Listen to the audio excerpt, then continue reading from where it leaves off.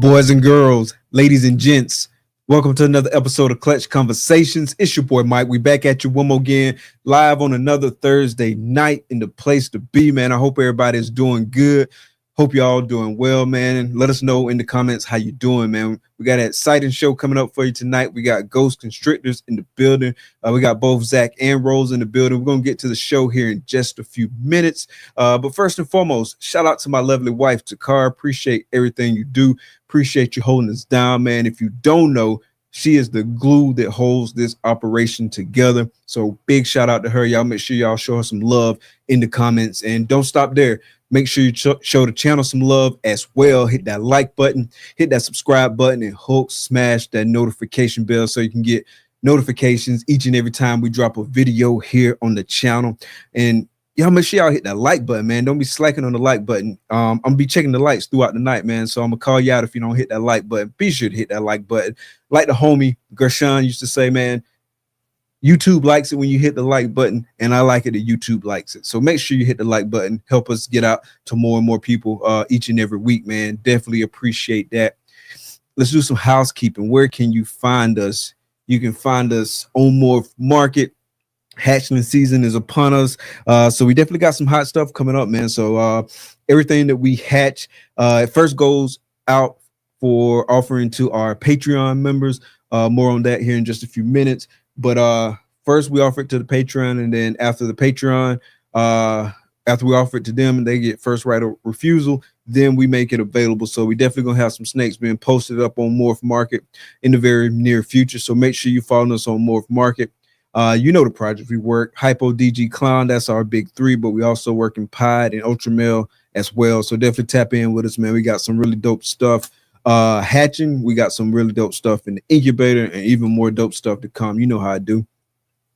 Instagram, follow us at Herp Collectors and the Herp Collectors Network, both pages. If you're not following both pages, you're slacking. Make sure you follow us on both pages and share out the post, man. Share out the show when we make the show posts, all that good stuff, man. And definitely appreciate everybody that's been sharing it out, everybody that's been putting Clutch Conversations in their IG note. We see it all, and we definitely appreciate it all. So thank you, thank you, thank you. Also, follow us on Facebook at Herp Collectors. Check us out there as well.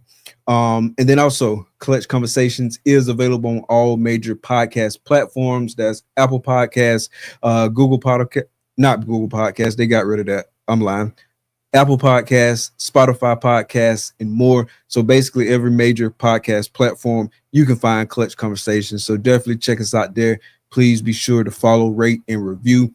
And also make sure you check out the website, clutchconversations.com. Sign up for the newsletter. Check out what we post in there. Definitely tap into the blog as well, man. Looking forward to having a lot of fun with the blog. So definitely go on there, sign up for the blog, sign up for the newsletter, all that good stuff, man. It's going to be a lot of fun. Again, man, we really appreciate the support. Speaking of support, if you're involved in this reptile hobby in any shape, form, or fashion, make sure you're supporting both USARK and USARK Florida. The link for both organizations is in the description of this video. Definitely make sure you got your membership, drop a donation, participate in the auctions, do all that stuff, and also spread the word, man. Make sure everybody that you are familiar with that's involved in this hobby, make sure they know about USARK, man. We need as much support that we can get for both these organizations that help protect our rights as reptile keepers. On the Herp Collectors Network this week, coming up on Monday, we got Conjure Corner, episode 7.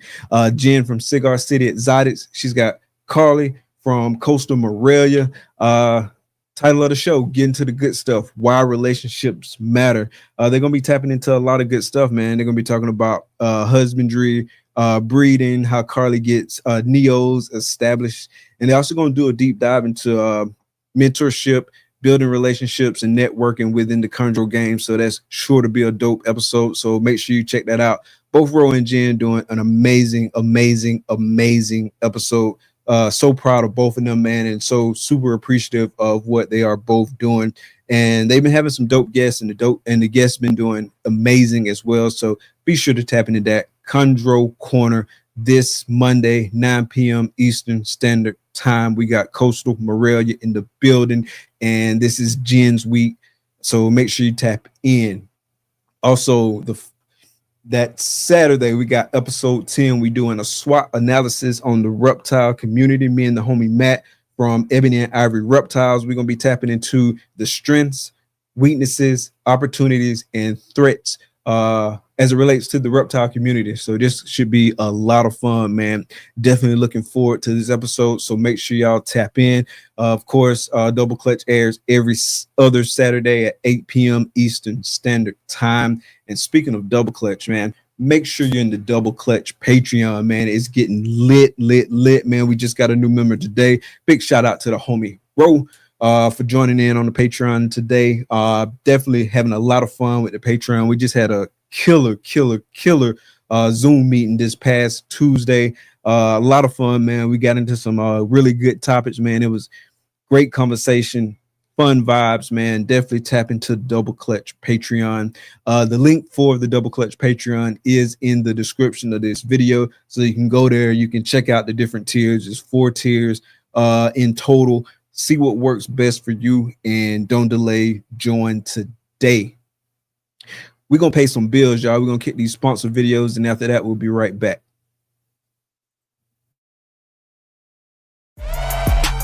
Unlock a world of exclusive content with KINOVA's Patreon, your gateway to mastering the ball python business. Stay ahead of the curve with insider info on the latest genetics, hot new combos, and market trends. Learn from the best. Get guidance straight from the world's leading ball python designer. Be the first to see exclusive Morph ID videos showcasing the hottest new hatchlings in the game.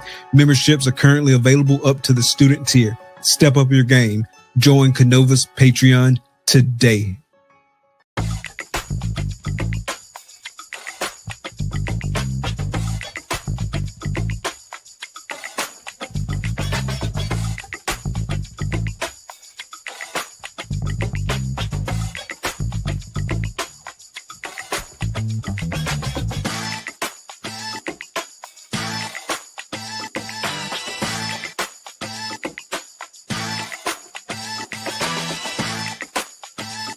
Art comes in many forms. At Armless Angels, it comes to life.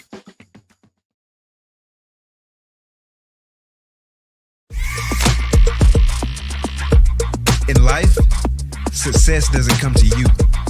You go to it. In this game, forward thinking is the key to innovation and staying relevant. Plan your work and work your plan. Lose yourself in the art. Lose yourself with wetter morphs.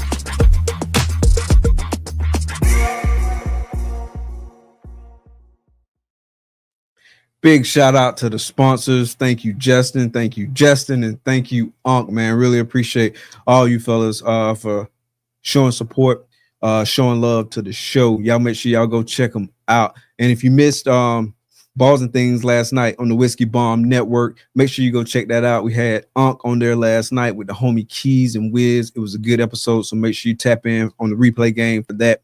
Even if you saw it on live, go tap in on the replay game again. See who we got in the chat tonight. We got the homie Chris from Epic Style. What's good, homie? Hey, it was good chopping it up with you in St. Louis, man. Always a blast, man. Always have fun chatting with you. Appreciate everything, man. Shauna Connor, what's up, sis? Appreciate you coming out. 352 in the building. What's good, homie? Double Clutch Patreon member. Appreciate you coming out. Kevin, what's up? Sugar Skull Serpents in the building. We got the Pink Panther. What's good, Sam? Appreciate you coming out. Big Bosa, the Sultan of Support. Appreciate you coming out, homie.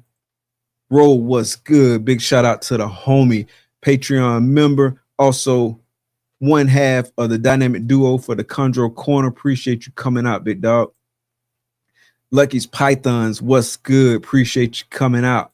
John, what up? Reforming Genetics in the building. Appreciate you coming out. We got the sponsor in the building showing love. Jason, Ancestral Royal Pythons. Appreciate you coming out, homie. Chad, Hyperspace Reptiles in the building. Jamie from More Forge in the building. What's good? Y'all make sure y'all check them out as well, man. They got super top-notch production quality, man. Love what they doing over there. Patrick, what's good, homie? Appreciate you coming out. John, what up? Mission Morphs in the building. Appreciate you coming out. JNS Exotics. James, what's good, homie? Appreciate you coming out. Let's see who else we got. Let's see if we can get one more. Pravada Exotics, what's good? Appreciate you coming out. We're going to stop it right there. We're going to kick the intro.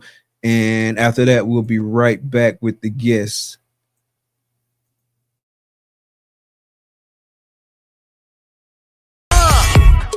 Baby, won't you listen to me? I got that flavor.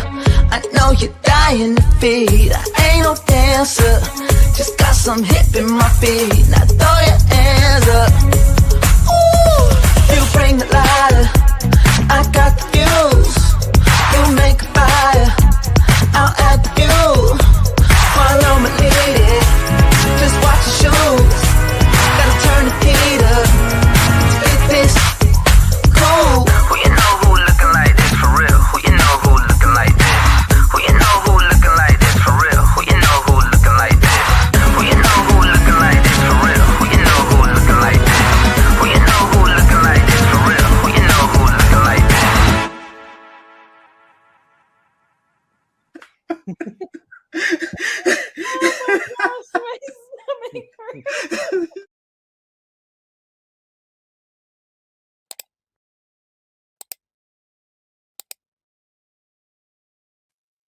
Episode 151, Ghost Constrictors in the building. What's good? What's good, y'all? How y'all doing? Good. How are you? Man, I'm doing good, man. Another Thursday, another nice episode, man. Looking forward to it. For sure. Looks like there's a lot of people here. Yeah, man. The chat going crazy. The chat is going Troy. crazy. Yeah, I saw Troy in there too. I starred his comment. I ain't had a chance to read it yet, but it seems like he wants to know if who you would save, if you would save him or Chris, if you could only save one, basically. If I could save him or Chris from Epic Style? That's it. Yep, only one. You can only save one.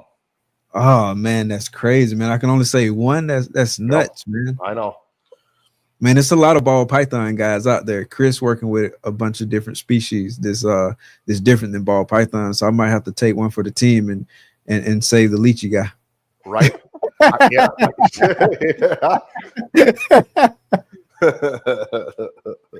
That's awesome. No, man, in all seriousness, hopefully I'm never in that position, man. I would hate to have to make a decision like that. Oh, I would never.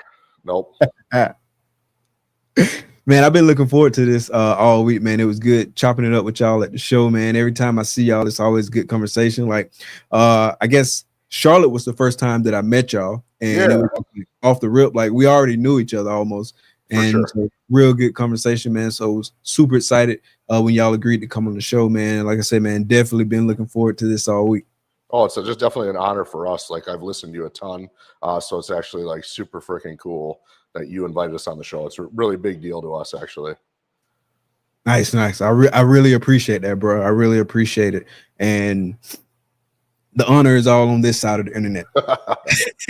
Your intro too, like your intro's crazy, but you got that shit down. It was like super dialed. I was very impressed. It was like boom, boom, boom. Everything was just clicking along. It was smooth. That was like top notch. I appreciate it. I'm not gonna lie, like some days, like I'll come on after like a long day of work of having like 8 or 9 meetings, and I'll literally just be brain dead. So sometimes it'd be hard to like get it out the way I want to get it out. Today was not one of those days, fortunately. Like it was a real super chill day at work. We had a retreat, and so I'm super refreshed. Oh, that's awesome. That's super cool. Cool, man. So St. Louis was the last time I saw y'all in person, obviously this past weekend. So let's start there, man. And then we can kind of get into your background and stuff like that too, for those that may not be familiar. But let's start out with St. Louis, since that was kind of like the most recent history in terms of our interactions. How was that show for y'all? And like, was that y'all's first time vending that show, or have y'all been vending that for a minute? What's the rundown on that? So that would be our first time vending that show. And we treat shows a little differently. You always go into it hoping you would cover your costs, but we treat it more as an advertisement and a marketing opportunity, get in front of customers, because I know at least 3/4 of the people that are at these shows are not looking to buy anything right then. They're looking to buy in the next year, right? So then we are just getting out in front of them, making good first impressions, and trying to circle back on the sales a year from now, 2 years from now, when we're more established and they understand that we are the people to come to for ball pythons, right? So we always use them as a good opportunity to just connect with people. And really, I'm super hands off with sales. I don't push them. I don't really like, unless I'm like screwing around with Chris, I don't really care. Like, it's more just an opportunity to talk to people about snakes, which I love, and an opportunity just to meet new people. So St. Louis was great for that. First time there, and it was actually like a lot of fun. It was a great venue. You know, I really liked everything. There's a couple little things that I probably would have changed different, I think. But I think overall, it was a really good experience. What would you have changed? There was just some tomfoolery going on with some of the other vendors, like taping up shitty signs out in the lobby, not looking professional. That I think like it puts a stigma when you scotch tape up a handwritten sign out in the lobby of a venue. It sends a signal that you're like, this is the stigma that people envision when they think of reptile people. A garage sale sign, when it should be more like, you see our setups, other people do. It should be more professional, right? We're forward facing the public. We should want to get more of the public engaged with us and into reptiles to grow the hobby, to protect it further, than to scotch tape up a fucking sign and push people away, in my opinion. So like, that was probably the only thing I would change, is I would have came down on them for that, because I thought that was a little distasteful. And then just kind of, the venue was good. Everything was good. I had no complaints there, but then they had this weird room, which I think, I think it's for people to socialize and hang out in, but it was in a weird spot and there was like no signage. So I think just a little bit better on that, just to bring people in and have them hang out would have been cool. Gotcha. Okay. Yeah, man. I had a lot of fun at the show. It was a nice venue. I had got stories from like different people that I talked to before. And so I came in expecting the venue to be nice, right? Because a lot of people gave me like that feedback. Like, that was a recurring theme in conversations that I had with multiple people. The venue's like super nice. And so I kind of came in expecting it and was still like impressed and still surprised, because it was like a really nice establishment. Definitely, I love like the glass elevators where you can kind of like see everything that's going on. Like, that was super dope. And so I'm always a fan of that.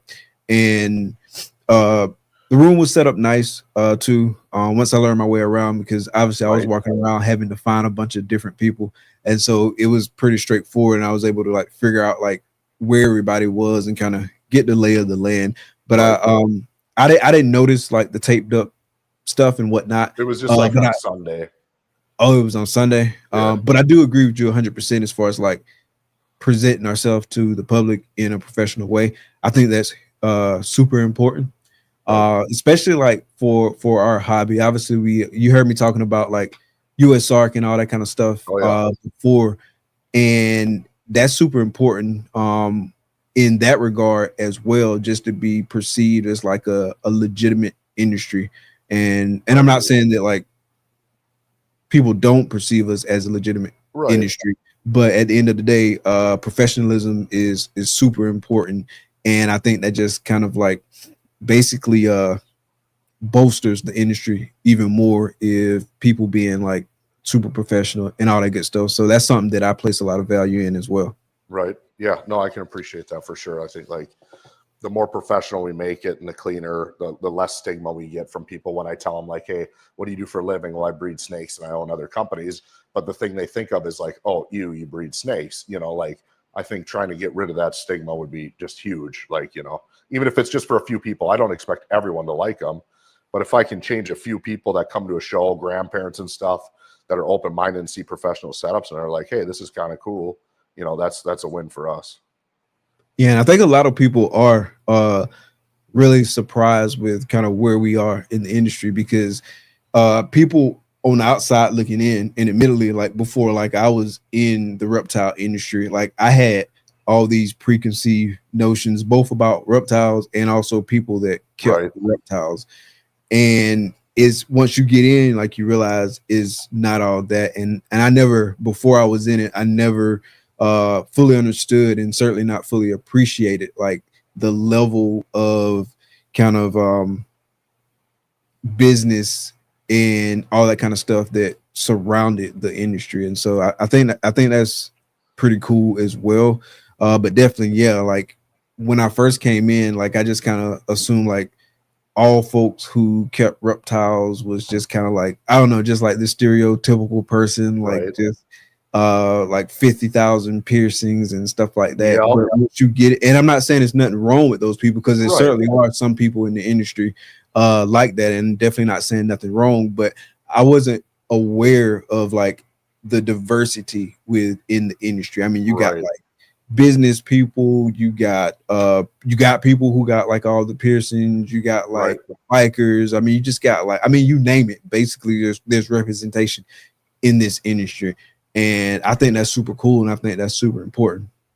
Right. Yeah, there's definitely like doctors, everything you can imagine is in the industry, and you would never, you know, if you didn't know who they were. Like one of our previous companies, we would send stuff to presidents of hospitals, stuff like that all the time. And it was just like, you know, they were involved in the reptile industry too. So it was kind of one of those things that you never know who's on the other side. 100%, 100%.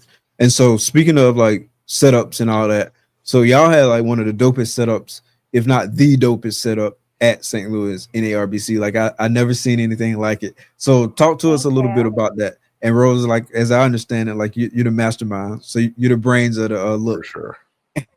Yes. Yeah. So I grew up doing trade shows, and my parents were both entrepreneurs. So that's kind of like, that's all I know is like running businesses and just living that chaotic life of like being an entrepreneur. So it's kind of fun now, like our kids get to live that life too. But so we, I've like always loved designing and kind of the back end portion of businesses of, you know, branding, websites, banners, and all that. And so when we decided to kind of venture into this, I was like, oh, let's make banners and stuff too. And let's, you know, set up a really cool, you know, display that nobody's seen, and kind of bring the professionalism of like big, huge trade shows to the reptile community and go from there. Nice. So talk about your company, like your is 1515 or 1515? 1515. Okay, yeah, and I asked you that Saturday too. Yeah, no, you're cool. My short-term memory is not the greatest, so go ahead. Yeah, so it's 1515 companies, and we do websites, logos, banners, kind of everything. We have like a full print shop. Yeah, we have like a full print shop. So vinyl stickers, shirts, banners, you name it, we do all that stuff. And so you do all the designs and stuff yourself? Mm-hmm. Yep, and the printing. Yeah, we have like a huge, it's like 60 inches wide, this like giant printer. So, and a laser. So yeah, we have all the fun stuff. So you guys can probably do a better job describing like y'all setup than I can, but like it was crazy to me. Just like because it stood out. I was like, because I saw y'all in Charlotte and y'all had a nice setup in Charlotte, but then when I saw y'all in St. Louis, I was like, wait a minute, this not the same setup. Like we definitely changed it, made it bigger, because like this, the new one's like modular, right? So aside from the far back piece, the main piece, which is what, 10 feet by 8 feet or 10 feet by 7, the rest of them are 3 feet by 7. So those can be arranged however, but they're basically aluminum frames and then LED lights inside of it to illuminate it. And then it's double-sided. So you can kind of flip flop, or if you know, depending on, say you can do, if you're next to someone with all black stuff, you can flip it so the white side's out. And then if you're next to somebody that had a lot of white branding, you can flip it so the black was standing out. That way you could kind of have your choice on how you wanted to stand out from the people next to you in case you're stuck next to ball python people or something like that. Gotcha. And so that setup, like with the LED lights, is that something that's coming in a lot of other industries, like outside of the reptile industry, or? Yeah, I've seen it quite a bit. And yeah, it's just, I feel like it just really like sets you apart and just, really pops in a space. So we thought it'd be fun to try and see. And so, yeah, I really been happy with that so far. Nice. And so y'all, I guess y'all taking orders from other reptile people too, like if they're interested too, right? Definitely. Yep. Yeah, not just like reptile, like really anything. We do stuff for other companies too. Like we're doing ministry stuff right now, so it's not just in the reptile industry specifically. Yeah, so definitely, man. Anybody out there listening, you wanna step your game up and get to the next level with your display, definitely hit them up, because like I said, man, it was nuts. It was insane, and I had a lot of other people commenting on it too. Yeah, thank you. But Rose did it all. I didn't do anything. So Troy, I was not in a prison gang, so thank you for that. What did Troy say? Well, he asked what prison gang I was in, and I wasn't in one, so. Yeah, Troy gonna give you a hard time. Oh yeah, he's fun though. Like he's probably, as far as humans go, he's probably one of the greatest ones out there. So yeah, Troy's a real good dude. I don't mind. Yeah, I always have a good time talking to Troy. Definitely keep a smile on your face, keep you laughing. Oh, definitely. So let's shift over to the reptile space. So talk a little bit about your background with the reptiles and kind of like all that good stuff, like your elevator speech. Yeah, so like obviously like as a kid I had reptiles and stuff, and like had a ball python. When I was little, it fucking died because obviously it has this was back in the 90s, so it has a respiratory infection, and my poor mom's giving it shots and the thing doesn't live. But then fast forward to my 20s, we had just found out. I don't know how it went, but I got a bearded dragon, and then Rose found out she had cancer. It was the cancer and then I bought a bearded dragon, and it was kind of like we were reevaluating our life choices at that point, because like she was going through treatments, not like chemo or anything. She did like holistic, and she can talk more about that. I don't really want to speak on that, but we went through this big life-changing thing early on in our relationship, and I got a bearded dragon because I thought, I'm an adult. No one can tell me I can't have reptiles anymore.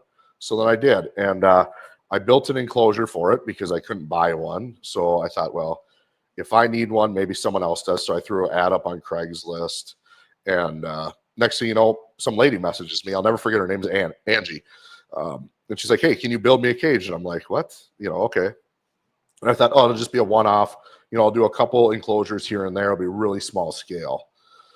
Well, then she told a couple of her friends, and now they're messaging me like, hey, so then all my weekends are starting to fill up with woodworking. And then Rose is like, oh, why don't we try doing like a little website? And I'm like, okay. So we throw up a website, and then we start selling stuff on there. And I'm like, kind of, because I had never known this industry was so big. Like I didn't know what it was because I was on the outside. So I never knew you could go spend $100,000 on a snake. I never knew any of these things. Right. So I start making these enclosures, and our website's going. And then next thing you know, like I talked to the bio dude, who's like a bioactive guy down in Texas. He's got a YouTube channel. He's like, hey, I'm going to fly you down here. Let's work together on some stuff. And I'm like, oh, this is fantastic. So we go down there. I do a couple builds with them. We build some cool stuff for Ackie monitors, all this weird stuff. And then the whole time, our website's just growing. And, then we tried to find employees. We could never find them. And it was like a whole problem. But we ended up scaling that company. We were doing $1 million a year in sales. Oh, wow. And then we ended up, it kind of goes downhill from there, that part of the story. So like we did really well. E-commerce, everything is clicking along. Couldn't get employees. This is now 6 years in, and we both kind of burnt out. It was like, because I was working 7 days a week for years, and it was like we couldn't do anything other than work because we couldn't get employees. And we were starting people out, I think, 25 an hour. Yeah, 25 an hour just to fulfill orders. So it wasn't like we were paying really cheap, but it was. What was the challenge with getting employees? Like, what do you think? Yeah, it was super challenging. What was the challenge though? Like, what do you think led to that? I don't know, because we were offering like basically a salaried position, But the salary portion was we would give you 8 hours worth of work a day. If you finished it in 6, you still get paid for 8. So I'm not trying to do salary the way like a typical employer would, where they're like, hey, we're going to pay you for 8, but you're working 10 hours, right? I'm trying to like bring employees in and get them to stay, where they just didn't. And I don't know what it was. So we quickly gave up on that because they just didn't stick around. They would just leave at lunch for no reason. And it was like, you know, what happened here? It was like, oh, how, you know, their first day, hey, how are you? Here's all you're doing is you're taking this stack of parts and putting them in this cardboard box. And it was really simple.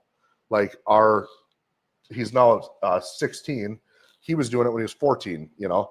So it was really easy. And then they would just go, dude went to lunch and left. And like, it's not because he worked with Rose all day. So I don't know what the problem was, because I was on the other side of the shop, like running CNCs. So I don't know why he quit. Maybe Rose was super offensive or something, like sexually harassing him. I can't say, but Guilty as charged. like, man, it was hard to hang on to employees. So that was like a struggle. And then from there, I was fortunate enough that we bought a really nice house from a commercial real estate developer, and me and him stayed in touch and we became pretty good friends. And I was never really close with my dad, and he was like a father figure. So I just kept bugging him to mentor me, because I saw how much he was able to give back to people in his community, people he cared about. And he agreed to mentor me. And then I'll never forget the day that me and Rose were down at our shop, and he called me and he said, hey, me and my wife, Lori, are going to turn the company over to you and Rose. So a commercial real estate brokerage, right? So I already had my license and stuff when we were doing that. And I remember crying because I was like, why would a stranger do this? Because I didn't really know him. But old Ron was like, hey, I just want to do this. You know, he's not close with his kids, whatever. So then from there, we just kept working. Money to him, because he was a millionaire many times over, wasn't the same as money to me, right? So he could float for the rest of his life, would never catch a check, right? He doesn't need money. But we did, because we have a family. And it was like, Rose kept bugging me, like, after a year not getting paid, she's like, we should probably get out of here. You know, what are we doing? And I'm like, well, you know, he's going to turn over the company. Well, I think I got catfished. I don't know. We're still friends. Like, I hold nothing against him, but when I left there, he paid me $9,000, you know, and I was making him, I mean, there was a Saturday, I made him $65,000 or $70,000 on a Saturday. And he never said thank you. And I never, you know, so it was like, well, you give me $9,000, I leave after a year. That's kind of shows me what I need to know about you. Yeah, that's kind of fucked up. Not even kind of fucked up. That is fucked up. Yeah, it is. Yeah, it is. But, you know, I don't hold it against them. People are different, you know. It is what it is. Like, I know to this day I could still call him if I ever really needed anything.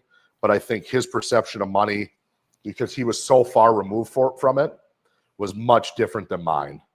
You know, he owns an island in Florida. I don't even own land on a lake. Like, you know what I mean? Like, different worlds, you know, I think is the problem there.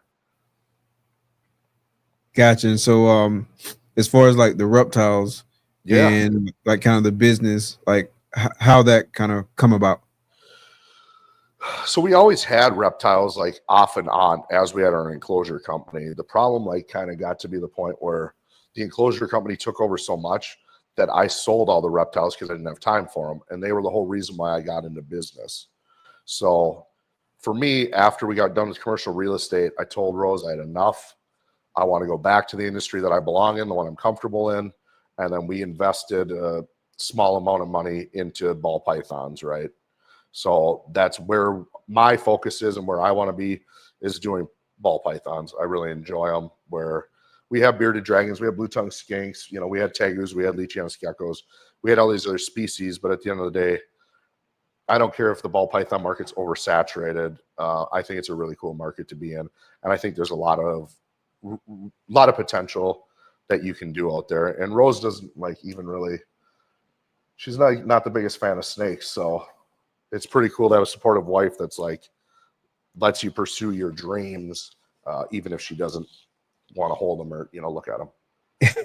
So what year was this that you decided to like go down the ball python rabbit hole as far as like the breeding and stuff like that? It would have been, I think when did we buy them from Joe? Last year. So last year I bought a bunch of snakes from Joe at JSA. Okay. He's in here. Okay. Which Joe's been like awesome too. He's like, super nice, always like helping me. If I have questions, I can bounce them off of them, you know, and I didn't even know how to gender snakes up until a year ago. So it was really nice that he taught me how to do that, and just all the kind of mentorship he did. Because despite what, like, how confident I am as a person, people think I've been in this industry for like 10 years breeding ball pythons. This is our first breeding season. Like, I haven't been doing it all that long. So it's one of those things that it's like, I learned a long time ago that you just need to be confident in yourself, and you'll instill confidence in others. Like, it's just kind of like that. 100%. Like, I think it's the way you present yourself. Like we were talking about earlier, like the professionalism and stuff like that. And like, in just having conversations with you, like, you speak confidently. Like, I wouldn't have walked off and said, this guy's only been doing it for a year. Right. You know what I mean? Just because of how you presented yourself, and like y'all's professionalism and all that good stuff. So that stuff does go a long way. So Rose, you don't like dealing with the snakes? I'm getting over my fear. Initially, like the funniest part is like when he had the enclosure company and was like building all these crazy enclosures, and he, you know, would bring home tegus and all kinds of crazy stuff. And I was like, you can buy like whatever you want, just no snakes, because they just freak me out. And then one of his customers, he bought like a bunch of enclosures, and then unfortunately was diagnosed with Parkinson's, like really bad. And his wife like left him the day he was diagnosed. Yeah, ran off with like, his best friend, actually. And then left him with all these snakes. So he was like obviously devastated. And he like called Zach and was like, hey, like, I don't know what to do. So Zach like I just went and bought everything from him. You know, bought all of his stuff back from him, and then, you know, found homes for all the animals. But he ended up keeping a sand boa. And like, they're so tiny. So I'm like, oh, you're kind of cute. I'll name you Noodles. And so we had him for quite a while. And then our daughter wanted a ball python. And then of course our son wanted one. So I gave in, and now we have a ton of them, and I'll hold them. Like, so I'm, you know, overcoming my fears. We did it different with the ball pythons though, because like that was after the time when I had teamed up with the Badu to do some business. And so our first two ball pythons went into huge enclosures, like, because everyone's like, you can't put them in these big boxes, right? They won't eat. And I was like, fuck what everyone says, I'm going to try it. So we planted, they're fully planted, they're bioactive. The only like human engagement they had from me, because they had full spectrum lighting, was me going in there to feed them. Otherwise, they had no interaction from humans. They were basically just like in a self-sustaining environment that didn't need human interaction. So I didn't want to be messing with them all the time, because I wanted to prove that I could raise a hatchling ball python in a 4 foot by 2 foot by 2 foot enclosure without an issue, if I provided the right amount of like visual barriers, things like that. So when I had to move those snakes, they were like super freaking nice. Like 3 years later, 4 years later, I had to move them out of that enclosure, and I just went and grabbed them, and they weren't mean. Well, my bearded dragon, if I don't mess with him for like 2 months, he's going to try to bite me. Our blue tongue skink is like, he's never been nice.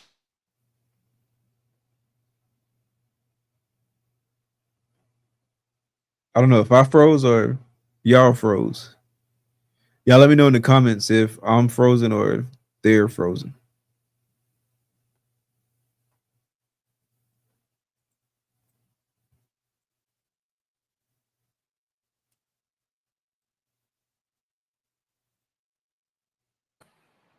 Okay, appreciate you, Brian. There you go. Y'all back now. Yep. I was just about to message y'all. Oh, close call. So anyway, so yeah, a lot of interesting stuff. I don't know. And then Rose just kind of, I mean, she's very supportive, so I can't even complain, because she's just like, if I want to do snakes, go do it. Like, she was terrified to ultrasound them with me, and now she does that. So I am very grateful for having a wife that's very risk adverse and doesn't, you know, is into learning new things. 100%, man. Like, that can't be overstated. Like, the power of having somebody in your corner like that. Yep. Because to your point, like the risk piece, like there's inherent risk in doing this. Just any kind of business. But and definitely in this business too, especially like dealing with live animals and some of the investments and stuff that you're making in those animals. And so it's like risk involved there. And let's not kid ourselves, it's a lot of work that goes into this. And so like to do that, and then just like now I'm doing more traveling, and Takara like holds it down when it's just me going out of town. Like, so just that can't be overstated, like how important it is to have somebody that got your back like that. So shout out to all the wifeys, and shout out to all the significant others that have their significant others' backs, man, because it's invaluable, bro. Invaluable. Massive difference. Because just imagine if you were trying to do it and like you're getting yelled at and all that kind of stuff. Like Rose, it wouldn't work. She knows how that goes, actually. So you can tell a story about my thumb. So he first was like doing his enclosure company, and it was going like it was picking up and gaining momentum, I guess. We were struggling though. We were struggling, but it was like gaining momentum. And he ended up quitting his job because he had like hurt his back, and his boss, like, he wasn't supposed to go back to work yet, but his boss was like, you gotta come in, and then like set up this like really terrible like work day. And so he called me like, I don't know, not very far into the day, and was like, what do I do? Like, whatever. And I was like, just quit, like, do your own thing, quit. So he quits, and then I was a little micromanager, and his like work.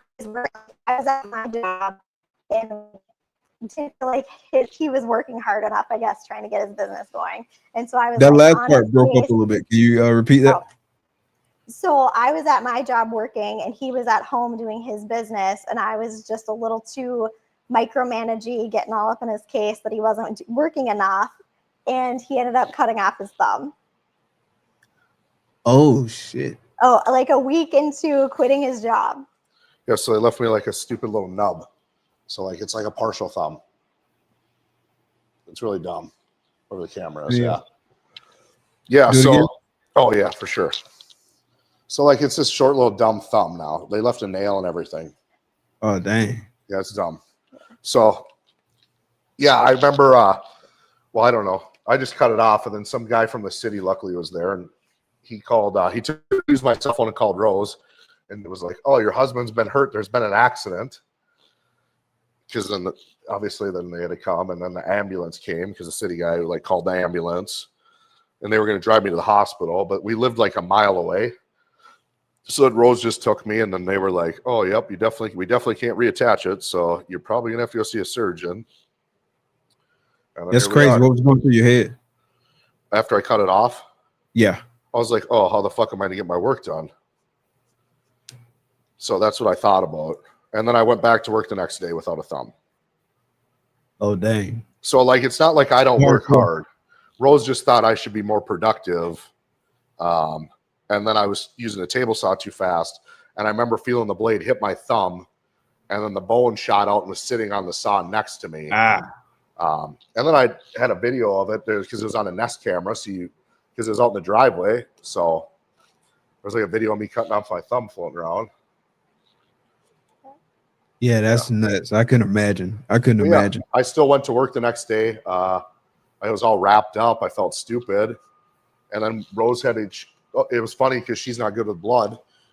So my mom had to come up because they made me soak it in hydrogen peroxide 3 times a day till I could get surgery. Mm-hmm. And then she passed out almost because it was so gross.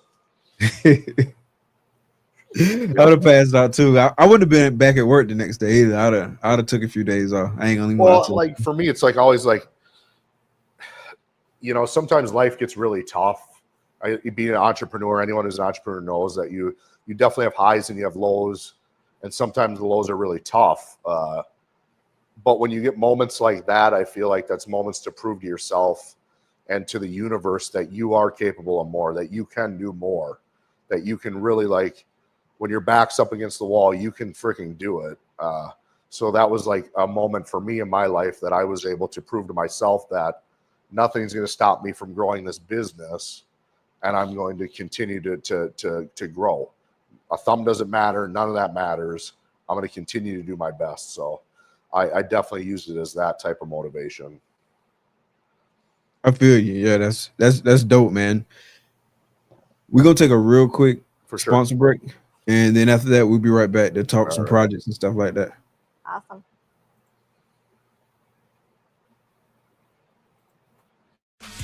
Known for his innovative approach to genetic shed testing and top-quality ball pythons, Grey Rider Reptiles also excels in exceptional customer service and responsiveness.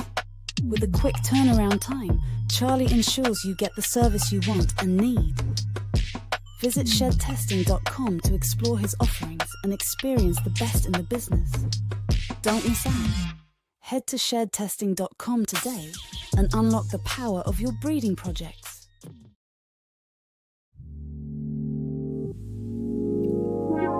Peace and love, family. We invite you into the heart of our serenity, Ancestral Royal Pythons. At Ancestral Royal Pythons, we're not just breeders, we're nurturers of love and growth. Each of our high-end ball pythons is a tribute to the grandeur of the natural world and our dedication to quality. Reach out today and bring one of our creations into your home. This is Ancestral Royal Pythons. Your journey begins here. Here's to the exciting world of Ebony and Ivory reptiles. From unforgettable parties and events to keeping and hatching some of the dopest reptiles in the reptile hobby, we're all about education, quality, integrity, and respect. Hit us up and see how we can help make your next project a reality. Experience Ebony and Ivory reptiles, where fascination meets fun. Ebony and Ivory Reptiles. Big shout out to the sponsors. Appreciate you guys. So, what projects are y'all in? So we're in a bunch of stuff. So like actually to help me figure out what we had the most of, Rose made like an infograph for me that showed like as dumb as You it know, is. like It one of shows those like like word bubble things that like you put in all the words and then it like makes whatever words the most of, you know, shows up the most, like the biggest, and kind of like that. I can tell you that I have the most pieds and clowns, obviously. But we are into, you know, we have like DG clowns, we have enhancer G-stripe, het clowns, stuff like that. So we're into a bunch of triples. And currently, since it's our first year, we went the route of like, let's make a bunch of triple and quad hats and a bunch of holdbacks. So then next year and the following, like I'm looking at it in 5-year terms, right? I'm not looking at tomorrow because a bunch of pet stuff, we have a bunch of that to sell. Right now, it's not moving super well. But now I need to focus on 5 years, right? That's where all my holdbacks come in. That's where I'm thinking, like, where do I want to be in 5 years and kind of coming back? So I think for us, it's like, you know, right now our season's still kind of going. We just had a clutch lay today, which, you know, we're up in Minnesota. We still have one more that'll hopefully go for sure.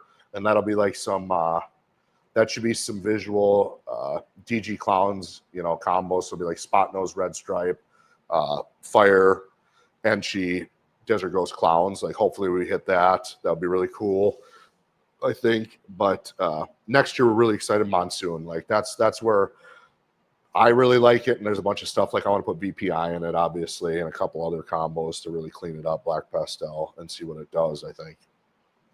Gotcha. So the 2023 season was the first year y'all start having hatchlings, or 2024 early?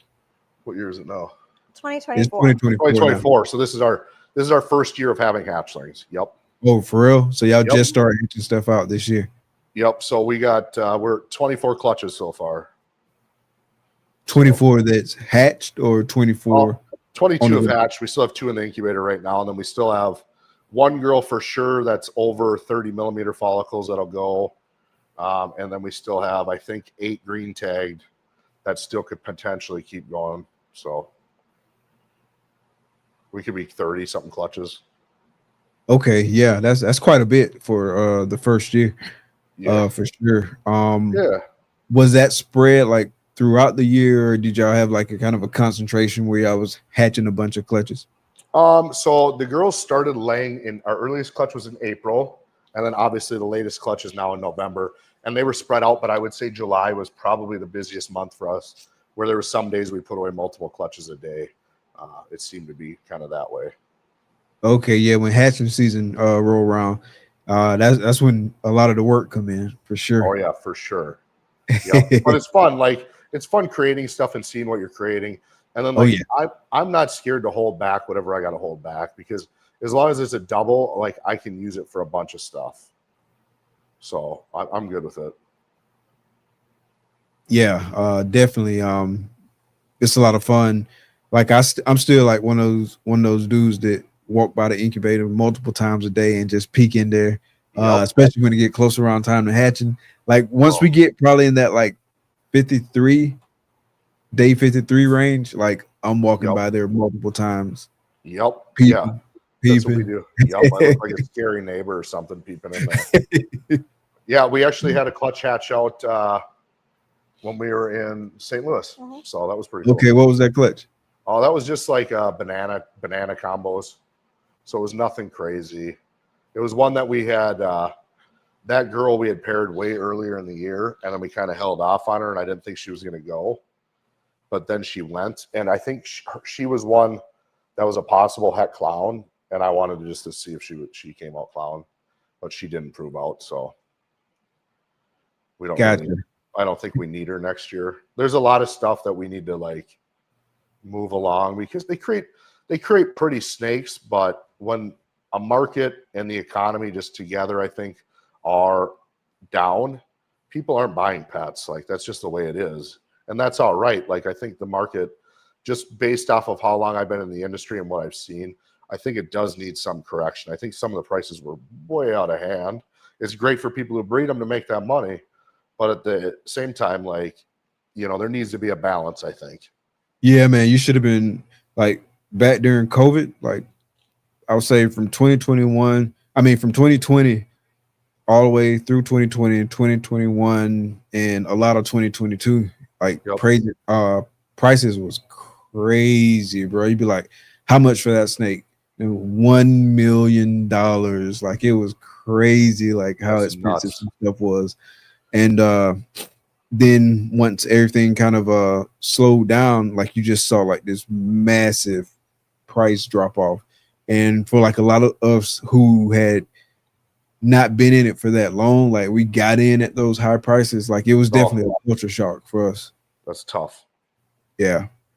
Because right now is when everyone's going to get weeded out. You know, it doesn't really fit in, who can't survive, because it is tough right now. You know, we're lucky. You know, St. Louis, we only did 500 and something bucks in sales. Like it wasn't great, but again, like you can't go into a show using that as like, that's not going to feed your family.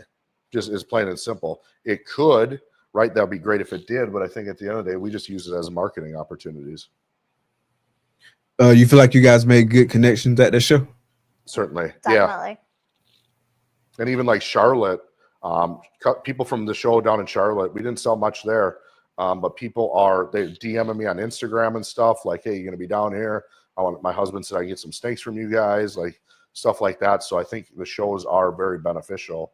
And I think if people are out there thinking that they can just do it, you know, without doing shows, they're crazy. You need to get your name out there, you know. And for us, like Rose can speak more on this, but like we ran a large e-commerce store. So like I already have definitely like a leg up on probably 60% of the breeders out there, maybe 75, because we can do e-commerce.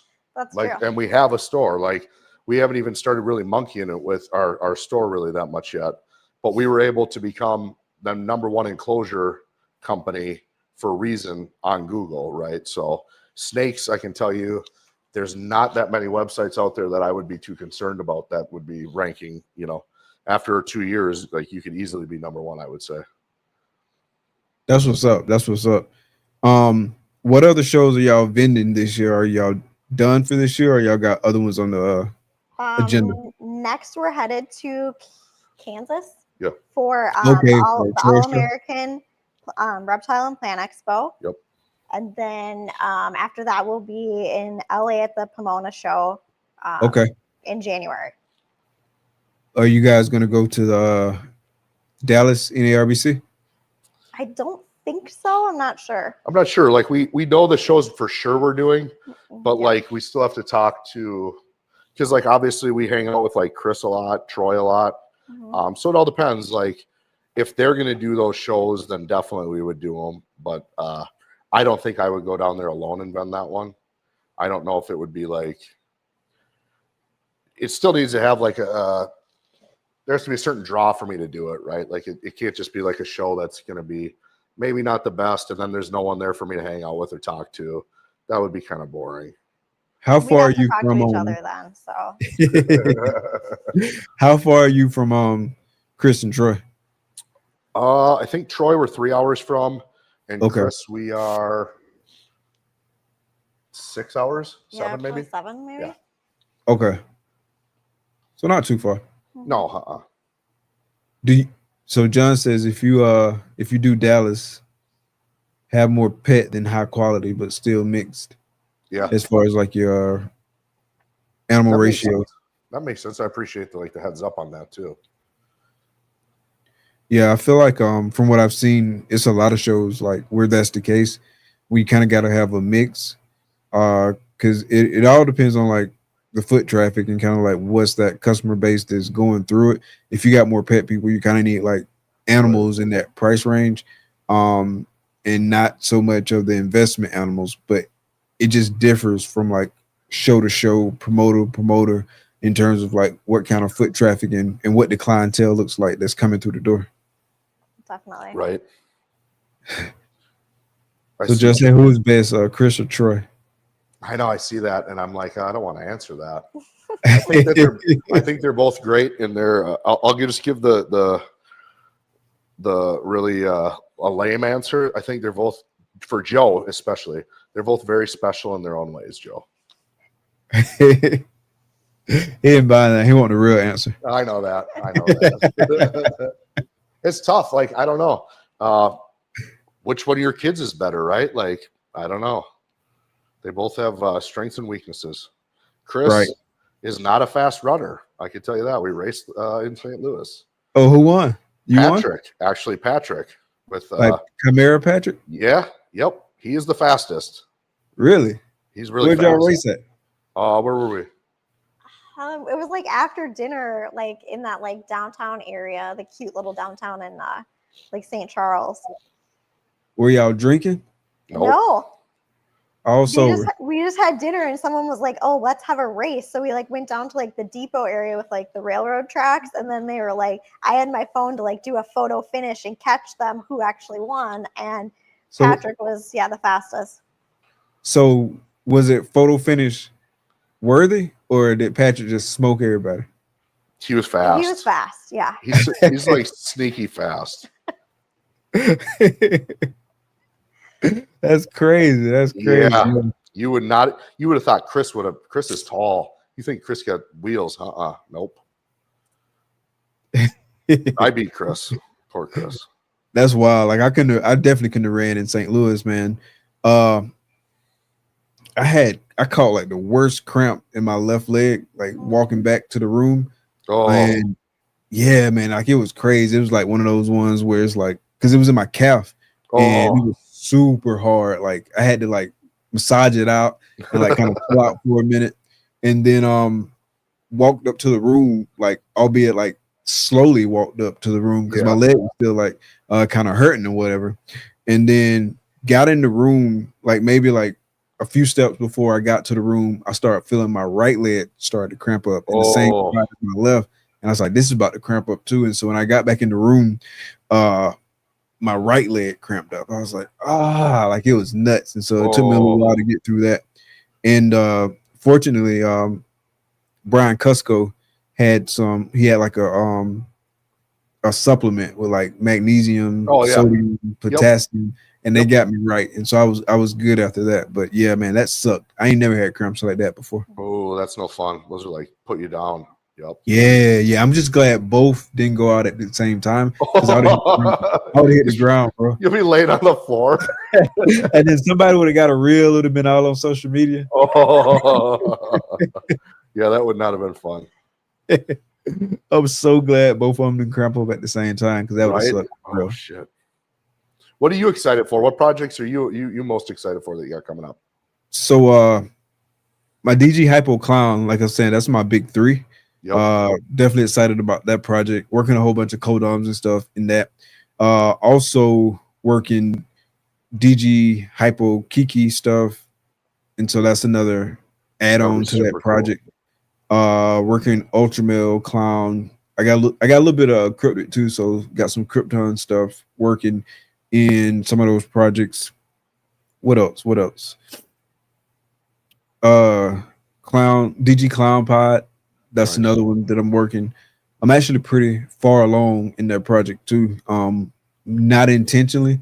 I just ended up having a mail that had like a hat that I didn't know, and so that like put me ahead in that project. And so like now I got like double visuals. This hat like Clown Pod double visuals. This hat Desert Ghost, and they got codoms in them, and so that put me up ahead in that project. So super excited for that. But my big thing too, like with my multi-recessive projects, is getting codoms in it. Right. Like, because I could have invested in just getting the animals to make like just the double visual and stuff like that. And I'm not knocking just double visual, because those projects are like amazing projects and some really good bases. But I knew everybody was doing that, and a lot of people like way further ahead in the project than me. And so like me, I wanted to kind of like build a foundation like with having the codoms in there and kind of work it that way. It might be the long route. I might be kicking myself later on, but it definitely give me a lot to look forward to. I don't think you'll be kicking yourself. I think that'll be worth it, because you'll be already like creating. The codoms are kind of like the icing on the cake. They really polish stuff. So like that's the smart way to go, I think. And so just building that stuff over time. I'm really looking forward to next season. This season was not as heavy of a season as I initially anticipated, but we ended up moving the collection, and so I think that played into it. And then also my season's super late as well. Like I might have been telling y'all earlier, I was telling Jason from Ancestral Royal Pythons. Big shout out to the homie. But anyway, I got 5 clutches still in the incubator, and like anywhere from 5 to 8 girls that might still go over the next like 6 weeks or so. So super late season. A lot of those babies gonna hatch early 2025 for the girls that do go. And then I'm already starting to work on 2025 season, but definitely looking forward to the 2025 season, because if things go well, I got the potential to make like some really, really dope animals for 2025. Awesome. So definitely looking forward to that. Oh yeah, we moved ours too in April, and I think a few girls reabsorbed because we moved everyone. But then I did have a couple males that were like real shitty breeders that didn't want to do nothing that I spent way too much money on, that like finally came online and started locking after we had moved everyone. So that was super nice. That's good. That's what's up. I got a male that he won't lock anything, and in hindsight, it's probably good that he won't lock, because he is double hit hypo clown, but the hypo that he has isn't compatible with the other hypos, the other hypo that I got in my collection. Oh shit. So in hindsight, it was probably a blessing that he didn't lock, and I didn't make a bunch of stuff that I couldn't use later, or that no one else could use either, because I could have kept working with that same line, but then wouldn't have been able to sell anything to most people. But I guess it worked out in the end. But I'm gonna put him on auction. Yeah, probably sometime in the next week or so. He in shed right now, like he was in deep blue when I looked at him earlier today. But I'm gonna probably put him on auction sometime soon, and because he's Cypress Spectre double hit hypo clown, and just disclose the fact that he hasn't locked for me a lot, but he might just need a change in location, because like to your point, like what you just said, you moved the male, was a shitty breeder, got over there and started like locking up like crazy, and so he might just need a change of scenery. But definitely disclose the fact that the hypo isn't compatible like with like your typical hypo, for sure, like with your granddad's hypo. For sure. Definitely disclose that, and just put him up on auction, and hopefully go for a different price. But he kind of goes for what he goes for. The cool thing about that story, so I got him from Zane from ZDC, and he proactively reached out to me and told me about it, and and offered up store credit and wanted to make it 100% right. And that's what I'm talking about, like when it comes to like standing behind your brand, standing behind what you're putting out there, and just overall professionalism. Like I was super appreciative of that, because some people might not even said anything. Like once they figured out, they might have just let it go, but not him. Like I said, he was proactive. Like we've always kept in contact over the years since I got that snake. I think I got that snake like late 2021, early 2022. Oh, But shit. yeah, super cool. Like young cat started breeding when he was like 12 years old and making some exceptional like killer stuff. Damn. But yeah, reached out to me, super proactive, honest, straightforward, and wanted to make it right. And so big shout out to him. See, that's super important though, like in setting. Now you'll tell everyone about him because he did the right thing at the right time. And I think a lot of people, not in this industry, but in life in general, have an opportunity to stand up to do the right thing and they don't. And I think that's really shitty because like this dude's gonna get reoccurring business because of that. Now you just shouted him out to everyone who's in here. Like, you know what I mean? Like that's just good business. Yeah, stand up dude, man. So big shout out to him. And like I said, man, making some killer animals. Just got the animals that I picked up from him as replacement animals. Just got them this week, and man, Nice. killer. That's awesome. Top quality. So with that first kind of like batch of snakes that y'all picked up, were they just kind of like random snakes or were they like heavily project focused? So I had known I knew like I wasn't super, I guess, uneducated in the ball python market. Like I'm one of those people that like, if I start to develop an interest, like, so our last company, right? So I had to buy a CNC machine. So I literally taught myself how to program and run CNC machines, right?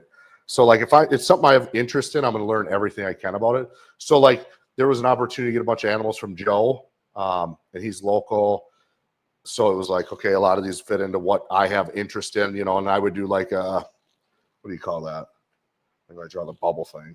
Oh, like a thought bubble type thing? Yeah, like a Brainstorm thought bubble, right? To see this is the goal. These are the morphs I want to work with, and then where I'm going to go from there, right? So there's quite a bit of planning. So it wasn't, there is some animals that it's like, well, you don't know how they're going to fit in exactly, but I have stuff that like if the pet market picks up, that we'll just pull them off. You know, we'll set them out this season, but next season, if everything picks up, there's no reason not to produce animals with them because they are like very established breeders.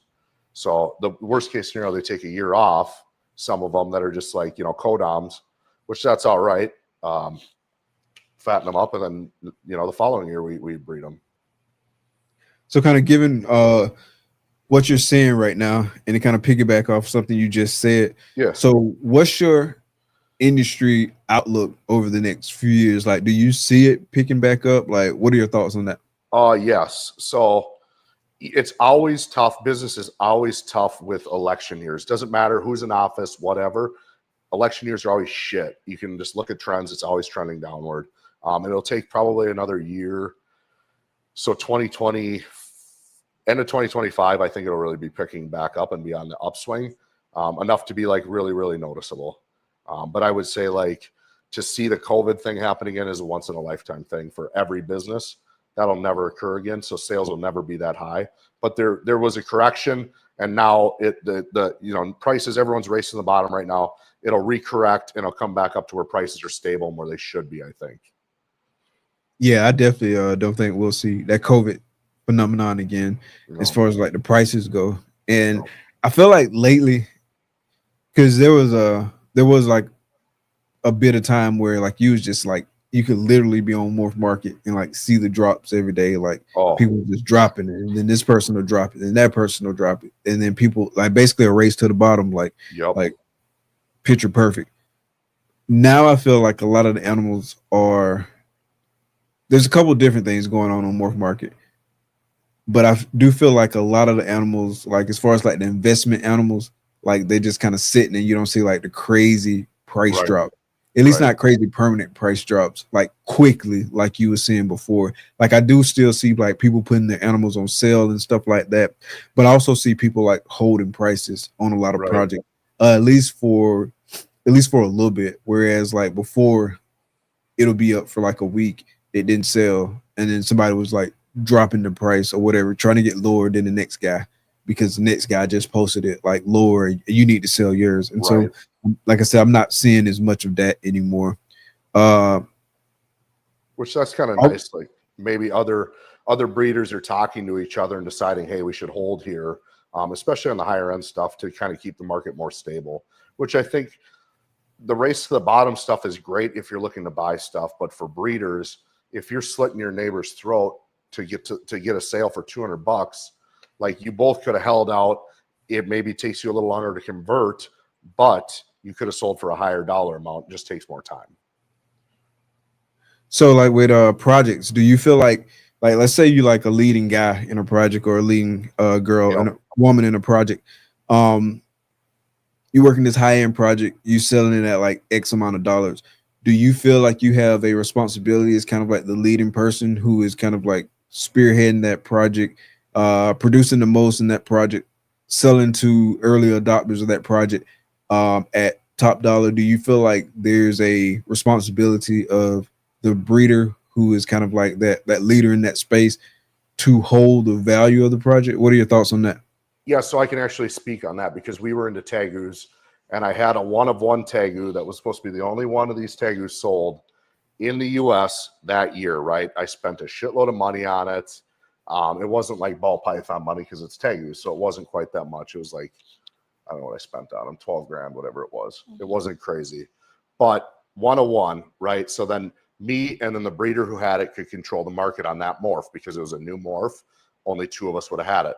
Well, then that breeder went and screwed me and sold it to another guy too, right? So now there's 3 of us, and this guy decided he was going to come in cheaper than everybody, right? So I think that breeder, it was his kind of duty to hold that line because the fact that he sold it and then he had somebody else come in with just free reign was a huge problem, right? So he didn't have the right, I guess,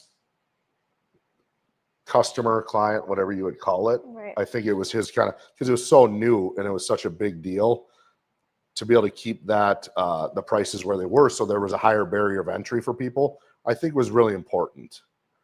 Because I don't think everyone should be in every project. I don't think I should be in half the high-end projects out there because I'm not at that level, right? I'm not buying $80,000 snakes, so I don't deserve to be in there. So, but the guys that are up there, I think they should have a little bit more control over their prices. Because I only think that's fair. If you put in 20 years into an industry, you shouldn't be racing to the bottom. You should be able to be kind of like, hey, this is the price. We're all going to kind of hold here, because the old adage is whatever with the ships. Maybe you remember it better than me. Oh, when the tide rises, like we all rise or whatever. Yeah, exactly. Yeah, rising tide raises all ships or something like that. Right. Yep. And people need to, like, I think, you know, rather than just kill each other over $100, like, why don't we sit down and have a conversation about why prices are what they are? Because competing, even oil companies, they're not over here. Rose's oil company isn't selling oil cheaper than my oil company. We're both selling it for the same price because we have different customers and we're making the same amount of money. But I guess, like, it could also be argued the other way, that it is a free market, so people can do what they want to do. Gotcha. Well, y'all, this has been an amazing episode. Like we touched on a bunch of subjects, and some of the stuff that I was gonna ask you about, like, you just kind of like volunteered information, so that was perfect. So that lets me know that I had the right things in mind to talk to you about. For sure. Yeah, for sure. So Overland Park, that's the next show. Correct. Then all the way out to LA, remember. Yep. Pomona after that. Yep. And then you're not sure about everything else after that. We'll do all Troy shows, so all the AARPE shows. Okay, so we'll do those for sure. We'll obviously do Tinley and stuff. Okay, so I'll see y'all in Charlotte. Yeah, I just don't know if we're going to do Dallas yet. Okay, gotcha. Okay. So anything else big coming up that y'all want everybody to know about? I mean, Rose's going to do a Black Friday sale on her banners. That's about it. Yeah, I'll have a Black Friday sale on my website. So we'll have all kinds of fun stuff. Currently, you can save 20% on vinyl sticker orders of $150 or more. For Kansas. Yeah, for Kansas. Yeah, for deliver them. Yep. Yeah, So, I don't know. Nothing real crazy. I don't know. We're still just trying to breed snakes over here at the end of the day. Tell everybody where to find both companies. 1515cos.com. And we're on social media, Instagram with the same. And then ghostconstrictors.com. And he's on TikTok and Instagram and Facebook, Ghost Constrictors. Don't message me on Facebook. Like, I'm not 80. I'm not using that shit. Like, go with like Instagram or TikTok. So I'm like the opposite, man. Like, I got Facebook, And I got Instagram, and I got TikTok, but I rarely go. I go on TikTok like every 6 months. I like TikTok because it seems that we get more engagement by far on TikTok than I do on any other platform. For real? Yes, and I have people messaging me looking for snakes, everything. That's where people reached out from Charlotte, like looking for snakes, was on TikTok. Okay. Yeah. And met me there. I just never got into like the TikTok grew. Right. And I don't understand Facebook. I always thought like I'm so naive that like a long time ago, I'm like, nah, internet, no one cares about this. Like it's gonna be gone. Boy, was I wrong. Yeah. Most of my like engagement as far as like posting and stuff on social media is Instagram and YouTube. Facebook is more so just like talking to friends and stuff like that. Like I'll share stuff about the show. I come in groups. I used to be like real active in like the Florida Gator groups, but not as much as I'm not as active now as I used to be like back in the day. Like I used to be like real super active in it, but I haven't had the time now. Like ever since 2020 came and we start doing this, like it just slowly started like dropping off. Like I used to follow like especially college football because that's my favorite sport. Oh, nice. But I used to follow like everything. Like I was following like all the recruiting. I was following all the podcasts. I was watching games all day. I was on all the forums. I would watch videos. Like I was that guy that would like watch a game, talk to people on social media about the game, then watch the highlights of the game and watch people do a breakdown analysis of the game and then listen to like 3 or 4 podcasts about the same game. Like I was that guy, but now I just don't have as much time to do that. Would you want to be an announcer or anything? Well, I want to be an announcer. I don't know. Like I played around with the idea of doing like a sports podcast, or I was going to say do like an analysis channel or something. Yeah, like back then, like I definitely thought about it a lot. That was actually the first type of podcast I thought about doing. This was like way before snakes. And me and some of my homeboys, we were supposed to do like a podcast, and we talked about it like on and off for basically like a couple years, but we never really really made it happen. But yeah, that would have been pretty fun to do. That'd be really crazy. I don't think I could be an announcer because sometimes I don't know if I'll speak fast enough to be like an announcer or whatever. Because sometimes like I lose my train of thought, but you got to be on it. But I'm sure you can like get better at it.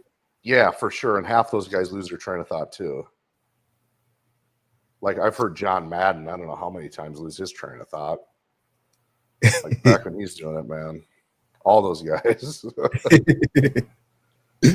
But yeah, that was a lot of fun. Doing all that. I just don't have the time to do it right now. Oh, I get it. So what's your like 9 to 5? What's your day gig? So I work at a nonprofit fundraising organization. Oh, very cool. Yeah. That's awesome. Damn, that's crazy. Super cool. So you did. Here's another question. So I told Rose, you did all your, you did all the intro promo stuff, didn't you? Like the videos, and whatnot. Correct. Yeah, working with Takar, making those. Like you hear her voice on one of them. Yep. But I didn't like do the actual like video footage. It's essentially stock video. So stock video footage. I basically figured out like what I wanted to do and like what images I wanted together and what story I was trying to tell, and found videos that match what I wanted to do, and also kind of communicated the things that I wanted to communicate for each sponsor. It's like a process, like going back and forth with the sponsor, figuring out what works for them and whatnot, and then just making it happen. Because at the end of the day, I want to make sure that they're happy with it, because while it's like in some ways like art for me, at the end of the day it's representing their brand, and so I want to make sure that they're satisfied. And so definitely go back and forth on edits and stuff like that. Had a lot of fun doing it though, like for sure. Yeah, it was super cool. So that's why I asked, because I'm like, man, it was like really, it was nice. It was really nice. Appreciate that. Cool, and appreciate everybody in the comments. Thank y'all for coming out. Replay gang, appreciate y'all coming out. Everybody make sure you hit that like button. If you in the live chat right now, you hadn't hit that like button, Double check too, because sometimes you might think you hit that like button, you really hit that like button. Make sure to hit that like button. Subscribe if you haven't subscribed, and Hulk smash that notification bell. Replay game, make sure y'all hit the like button, message your homeboy and your homegirl, tell them to hit the like button. Really appreciate all that, man, and definitely appreciate y'all coming out, man. It's been an absolute honor and a pleasure to have y'all on, man. Definitely looking forward to connecting with y'all again real soon in the very near future. But that's gonna do it for tonight's episode. So we're gonna get out of here for tonight. For Clutch Conversations, I'm Mike. The lovely lady behind the scenes is Takara. Thank y'all for coming out. Be blessed. Peace. See ya. Thank you. Bye.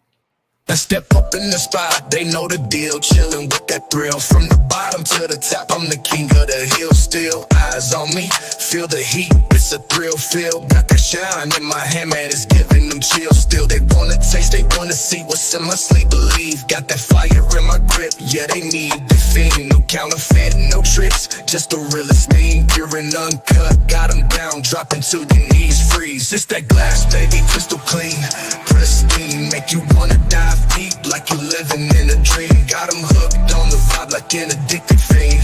This that glass, baby, you know what I mean. In the night it glows, whole place lit, can't quit. Every eyes on me, they can handle this shit. Hit, feel the rush, feel the push, yeah, it's too legit bliss. Once you get a taste, ain't no way you'll quit this. Pure like the rain, cold like the snow. Yo, they crave for the touch, yeah, they wanna know. Though, what's the secret mojo? Got that perfect glow, you know. Take a hit of this life, let your worries go slow, slow. That glass, baby, crystal clean, pristine, make you wanna dive deep like you living in a dream. Got them hooked on the vibe like an addicted fiend. This that glass, baby, you know what I mean. They come from miles around just to get a glimpse. Whispering in the dark, making deals with pimps. Got that high grade shit, make the whole world limp. Glimpse, I'm the dealer of dreams, call me the main event set. Ain't no fakes, ain't no lies, it's the realest deal. Chill, got them looking for that glass, yeah, they love to feel real. I'm the plug, I'm the source, got that golden seal. This that glass, baby, now you know it's real. This that glass, baby, crystal clean, pristine, make you wanna dive deep like you living in a dream. Got them hooked on the vibe like an addicted fiend. This that glass, baby, you know what I mean. In the end, they all come back, craving more and more. Once you get a taste, ain't no closing that door. I'm the king of the game, hear the lion roar. This that glass, baby, and it's what you're here for.